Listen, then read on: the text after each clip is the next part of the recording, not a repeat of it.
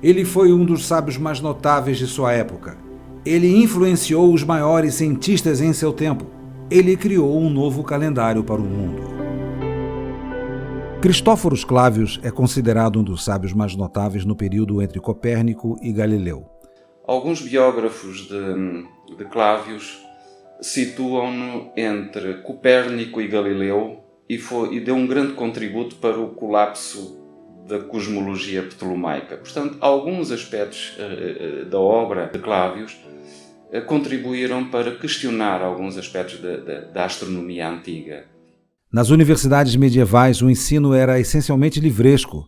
O saber estava condensado ou exposto num conjunto restrito de autores e livros reconhecidos como fundamentais, cabendo ao mestre expor, explicar e explicitar o que nele se continha. Os comentários aos textos de Aristóteles continuavam a ser referência programática, mas alguns professores aventuravam-se a introduzir assuntos que representavam uma nova orientação. Uma influência renovadora acabou por se disseminar mesmo nas escolas religiosas. O desenvolvimento observado nas ciências físico-matemáticas durante os séculos XVII e XVIII refletia-se nos estudos científicos em Portugal, particularmente no Colégio das Artes, em Coimbra, onde novas interpretações dos fenômenos da natureza começaram a ser apresentadas ainda na primeira metade do século XVII e discutidas através de matemáticos e astrônomos portugueses e de professores estrangeiros contemporâneos de Galileu. Bom, Cristóforos Clavius nasceu na Alemanha, em Bamberg, e com 17 anos, com a idade de 17 anos, veio estudar para Coimbra. Em Coimbra ele conheceu Pedro Nunes. Não é certo que ele tenha sido discípulo de Pedro Nunes. Pedro Nunes foi um matemático do século XVII, talvez o maior cientista português de todos os tempos. Apesar de não ter sido aluno de Pedro Nunes, é notório na sua obra a grande admiração e influência do matemático português.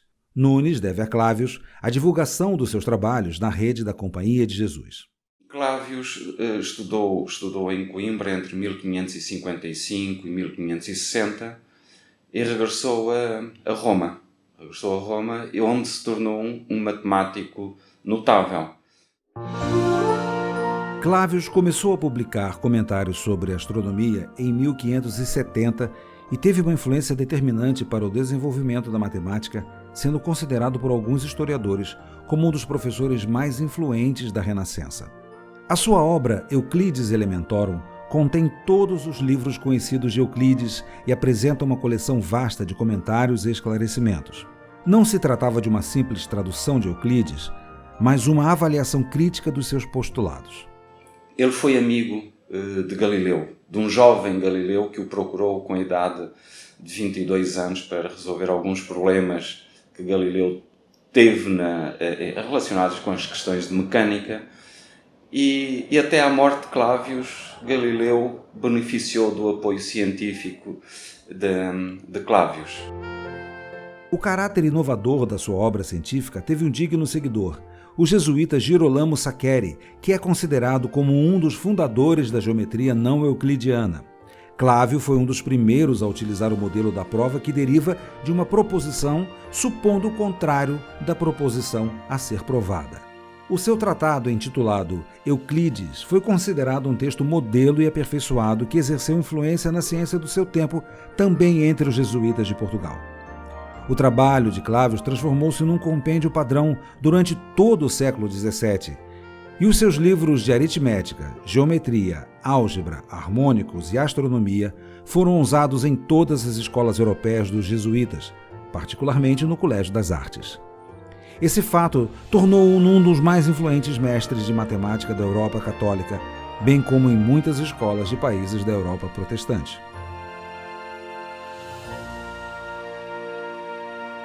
Um dos aspectos notáveis da obra de Clavius é que ele é o autor do calendário gregoriano, o atual calendário que nós utilizamos hoje. Clavius coordenou a Comissão Papal de Matemáticos para reformar o calendário juliano. Em 1582, o calendário gregoriano foi promulgado pelo Papa Gregório XIII. Os respectivos documentos foram reimpressos na Ópera Matemática, de Clavius, e um baixo relevo no túmulo do Papa Gregório mostra Clavius a apresentar-lhe o calendário. Portugal, Espanha, Itália e Polônia foram os primeiros países a adotar esse calendário em 1582. Portanto, a organização do tempo tal como a temos hoje é devida essencialmente a Cristóvão Clavius, Cristóforos Clavius, como era conhecido. No Siderius Nuncius, de 1610, Galileu anunciou a descoberta dos satélites mais próximos de Júpiter, contrariando a visão homocêntrica de Aristóteles e o sistema geocêntrico de Ptolomeu. Juntamente com os jesuítas, seus antigos discípulos, Cristóforo Grimberg, Giovanni Paulo Lembo e Otto von Malacott, Clavius esteve diretamente envolvido na confirmação das observações de Galileu. Em Portugal, terá sido através da recepção do terceiro volume da Ópera Matemática de Clavius que foram efetuadas as primeiras alusões a Galileu, de quem Clavius era amigo. Os grandes cientistas, grandes nomes da ciência do século XVI e século XVII, estudaram pelos livros de Clavius, a Ópera Matemática, o Euclides Elementorum. Portanto, foi uma referência na matemática. Ele também contribuiu para a definição de um programa de estudo da Companhia de Jesus, que era o Ratio Studiorum, a parte científica. E em Roma, ele, enfim, tornando-se notável, manteve sempre contacto com os seus antigos mestres em Coimbra. Alguns dos seus estudantes, alguns dos matemáticos e astrónomos que se formaram sob a orientação de Clavius em Roma, alguns deles passaram por Coimbra. Pelo prestígio que Clavius viria a atingir, constituiu sempre uma referência para gerações vindouras de professores em Portugal, tornando-se um dos mais importantes inspiradores diretos de alguns cursos professorados no Colégio de Santo Antão, em Lisboa, e no Colégio das Artes, em Coimbra. Publicou importantes obras que tiveram uma grande influência entre os jesuítas. Relacionou-se com a elite científica de sua época. E mesmo no século seguinte, matemáticos como Kepler, Descartes e Leibniz reconheceram-no como uma fonte de sua inspiração. Cristóforos Clavius morreu em Roma no dia 6 de fevereiro de 1612. O fato de ter feito seus estudos em Coimbra é um marco importante na história da cultura portuguesa.